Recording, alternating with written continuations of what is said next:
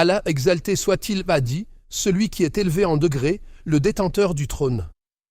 Et il a dit, que soit exalté Allah, le roi, le vrai. Il n'y a de divinité que lui, Seigneur du trône magnifique. Et il a dit, il n'y a de divinité que lui, Seigneur du trône immense. Et il a dit, et c'est lui le pardonneur, le tout affectueux, le détenteur du trône glorieux. Allah exalté soit-il va aussi dit, le tout miséricordieux s'est établi sur le trône, et puis il s'est établi sur le trône, et cela dans plusieurs versets du Coran. Et Allah exalté soit-il va dit, ceux qui portent le trône et ceux qui sont autour de lui célèbrent les louanges de leur Seigneur, croient en lui et implorent le pardon pour ceux qui ont cru. Seigneur, ta miséricorde et ta science embrassent toutes choses. Et il a dit, et ce jour-là, le trône de ton Seigneur sera porté par 8 au-dessus d'eux. Et il a dit, tu verras les anges entourant le trône, célébrant les louanges de leur Seigneur. Et il sera décidé entre eux en toute justice. Et l'on dira, louange à Allah, Seigneur des mondes. Et dans l'invocation rapportée dans le Sahih au sujet de l'invocation en cas d'affliction, il est dit, il n'y a de divinité qu'Allah, le grand, le doux. Il n'y a de divinité qu'Allah, Seigneur du trône magnifique. Il n'y a de divinité qu'Allah, Seigneur des cieux, Seigneur de la terre et Seigneur du trône magnifique. Et l'imam Ahmad a dit, nous a rapporté Abd al-Razzaq, qui a rapporté de Yahya ibn al-Ala, de son oncle Shu'aib ibn Khalid, qui rapporta de Samaq ibn Harb, de Abd Allah ibn Umayra, de l'Ahnaf ibn Qais, de Al-Abbas ibn Abd al-Muttalib, qu'Allah soit satisfait de lui, qui dit, nous étions assis avec le messager d'Allah à Al-Batha. Une nuée passa au-dessus de nous. Alors le messager d'Allah dit, savez-vous ce que c'est? Nous dîmes, c'est un nuage. Il dit, et ce sont des musnes, nuées pleines d'eau. Nous dîmes, ce sont des musnes. Il dit, et c'est l'anan, la masse nuageuse. Nous gardâmes le silence. Alors il dit, savez-vous quelle est la distance entre le ciel et la terre? Nous dîmes, Allah et son messager savent mieux. Il dit, entre les deux, il y a une distance de 500 années de marche, et entre chaque ciel et le suivant, une distance de 500 années de marche. Et l'épaisseur de chaque ciel est de 500 années de marche. Et au-dessus du 7e ciel, il y a une mer dont la profondeur, entre sa surface supérieure et inférieure, est comme la distance entre le ciel et la terre. Puis, au-dessus de cela, il y a 8 créatures, porteurs. La distance entre leurs genoux et leurs sabots est comme la distance entre le ciel et la terre. Puis, sur leur dos, se trouve le trône, dont la distance entre le haut et le bas est comme la distance entre le ciel et la terre. Et Allah est au-dessus de cela. Rien des actions des fils d'Adam ne lui échappe. Ceci est la version rapportée par l'imam Ahmad. Et ce hadith a également été rapporté par Abu Daoud, Ibn Majah et At-Tirmidhi, d'après Samak, avec une chaîne semblable. At-Tirmidhi a dit, c'est un hadith Hassan, bon.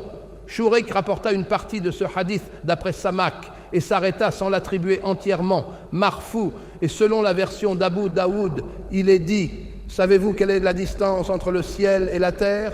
Ils dirent, nous ne savons pas. Il dit, la distance entre eux est de 72 années ou 73 années. Le reste du hadith est similaire.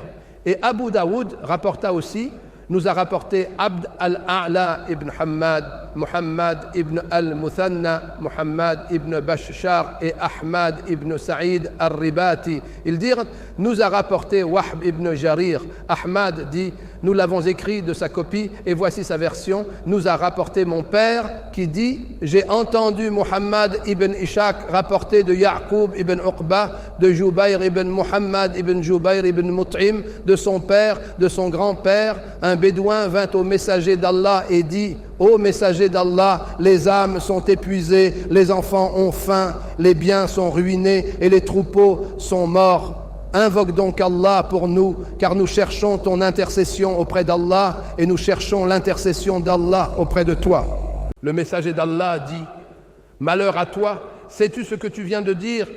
Et il glorifia Allah et il ne cessa de le glorifier jusqu'à ce que cela se voie sur le visage de ses compagnons. Puis il dit, malheur à toi, il ne convient pas de chercher l'intercession d'Allah auprès de l'un de ses créatures. Le rang d'Allah est bien plus grand que cela. Malheur à toi, sais-tu qui est Allah? son trône est au-dessus de ses cieux ainsi. Et il fit un signe avec ses doigts en formant comme une coupole au-dessus de lui, et il grince par son immensité comme grince une selle sous le poids du cavalier. Ibn Bashar ajouta dans son récit « Allah est au-dessus de son trône, et son trône est au-dessus de ses cieux. » Puis il transmit la suite du hadith, et Abd al-Ala, Ibn al-Muthanna et Ibn Bashar rapportèrent d'après Ya'qub, Ibn Uqba et Jubayr, Ibn Muhammad, Ibn Jubayr, d'après son père, d'après son grand-père. Abu Daoud conclut, et le hadith avec l'isnad d'Ahmad Ibn Sa'id est le plus authentique. Un groupe de savants, parmi eux YYA ibn Maïn et Ali ibn al-Madini, confirma ce hadith, et un groupe le rapporta également d'après Ibn Ishaq, comme l'a dit aussi Ahmad. Abd al-Lael, Ibn al-Mutana et Ibn Bashar l'entendirent à partir d'une même copie à ce qu'il m'a été rapporté. Ce récit fut rapporté uniquement par Abu Daoud. Et le Hafi Abu al-Kazim ibn Azakir ad-Dimashqi composa un fascicule en réfutation de ce hadith.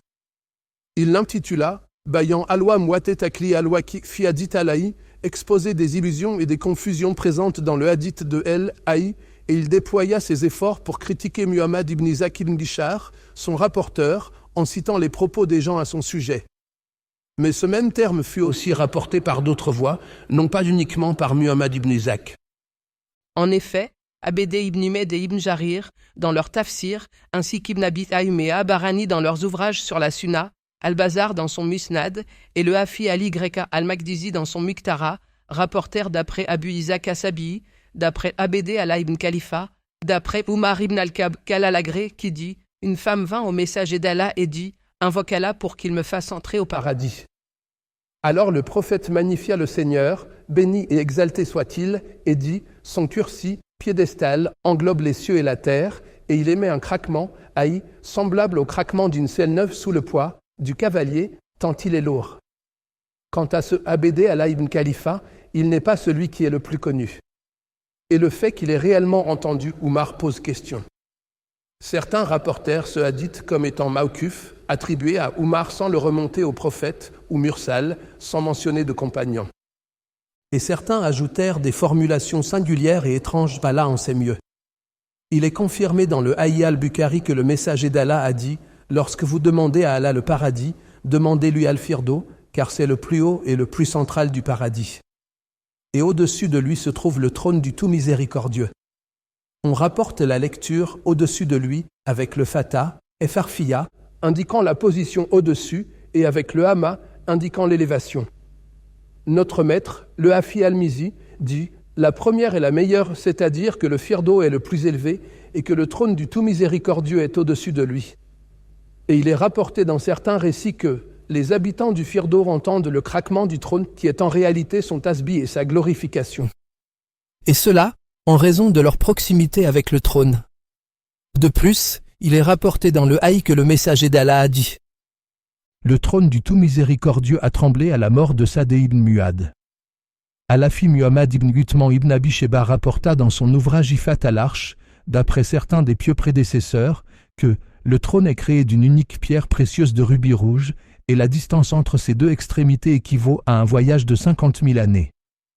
Et nous avons mentionné, à propos de la parole d'Allah exalté soit-il, les anges et l'esprit montent vers lui en un jour dont la mesure est de 50 000 années, Surat al-Ma'arij 4, que la distance entre le trône et la terre la plus basse est de 50 000 années de marche, et que son immensité, sa largeur, est de 50 000 années.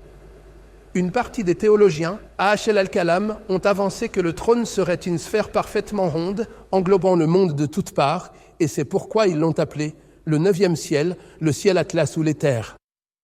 Mais cela n'est pas correct, car il est établi dans la révélation que le trône possède des piliers et que des anges le portent.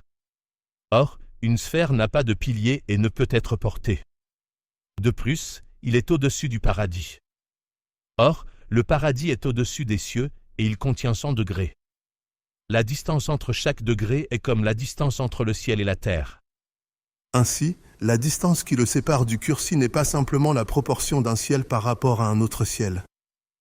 De plus, le mot arche en langue arabe signifie le lit ou le trône du roi, comme Allah exalté soit-il l'a dit à propos de la reine de Saba, elle possède un trône immense, Sourate An-Naemel, v. 23. Ce n'est pas une sphère, falak, et les Arabes n'en comprennent pas ce sens.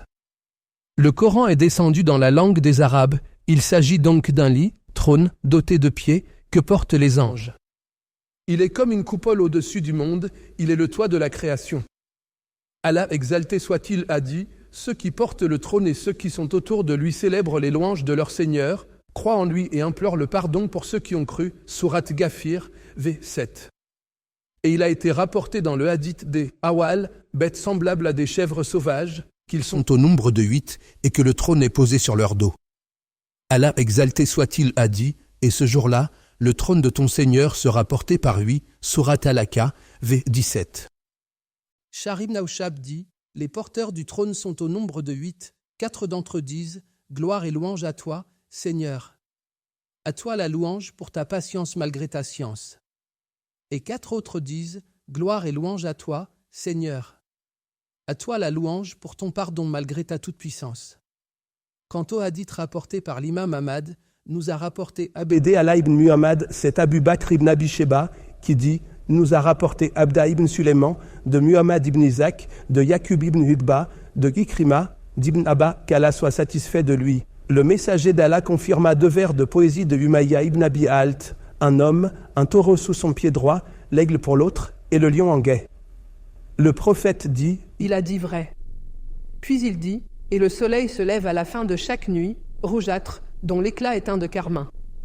Mais il refuse de paraître à l'aube, sauf tourmenté ou bien frappé durement.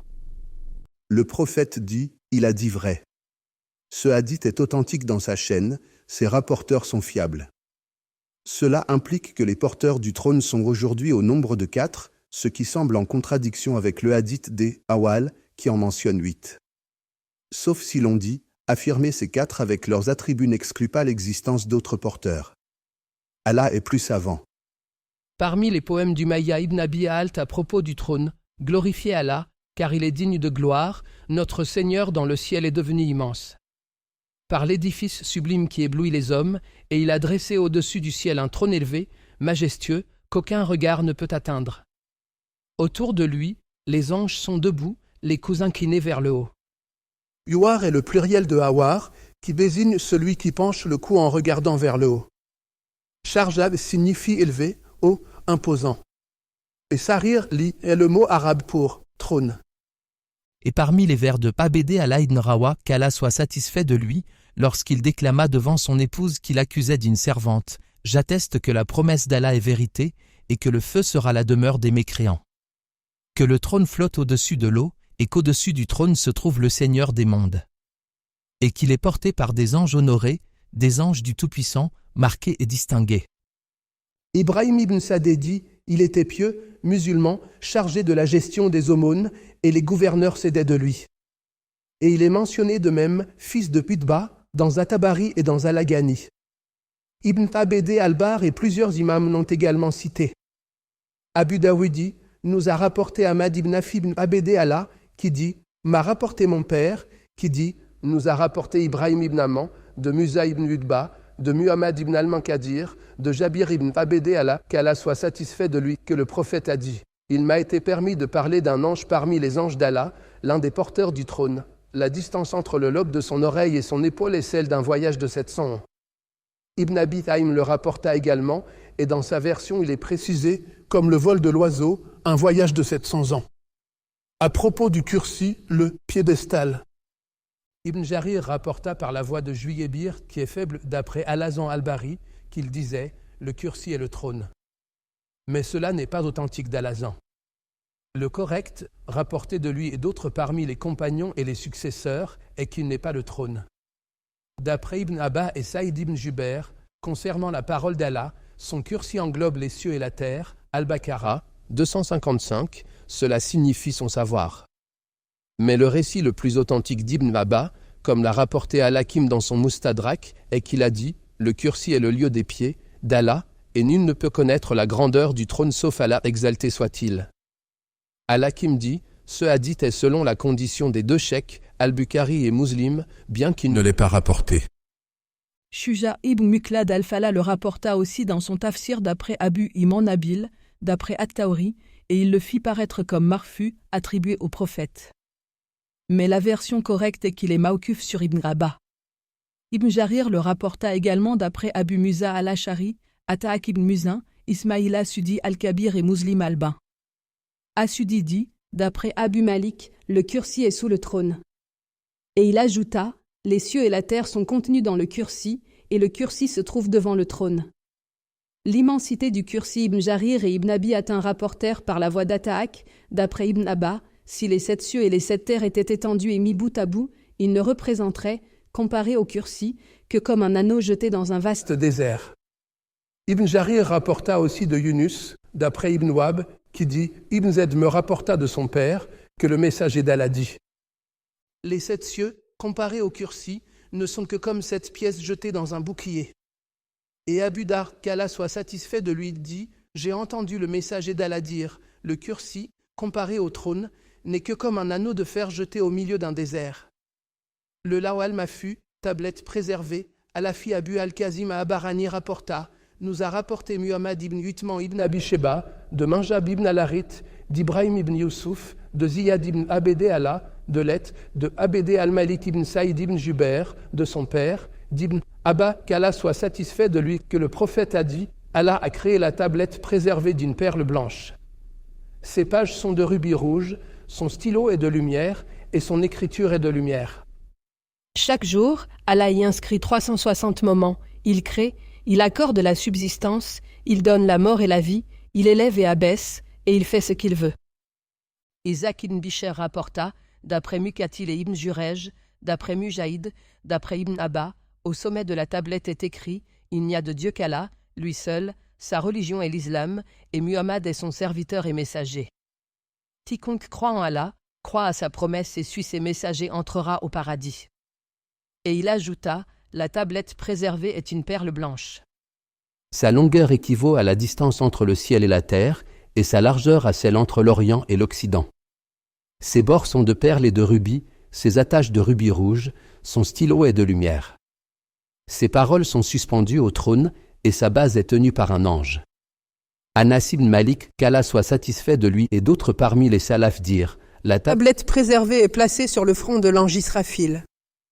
Mukatil dit, elle est à la droite du trône.